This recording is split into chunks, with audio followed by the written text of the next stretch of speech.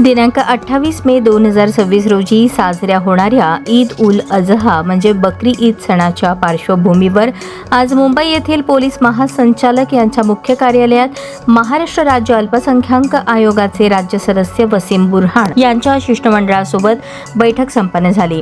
सदर बैठकीत कुरेशी जमियतचे अध्यक्ष आसिफ कुरेशी, हाजी अब्दुल हमीद, हाजी मुखलेश शेख, राशिद खान, रहीम मंसूरी, अकबर शेख, वाहिद पटेल, सुहेल खान, ताहिर खाटिक तसेच विविध सामाजिक संघटनांचे पदाधिकारी व प्रतिनिधी उपस्थित होते।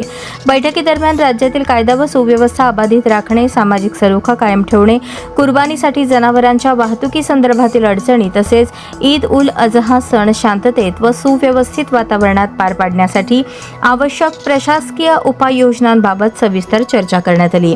यावेळी महाराष्ट्र राज्य अल्पसंख्याक आयोगाच्या वतीने पोलीस महासंचालक यांना निवेदन सादर करण्यात आले।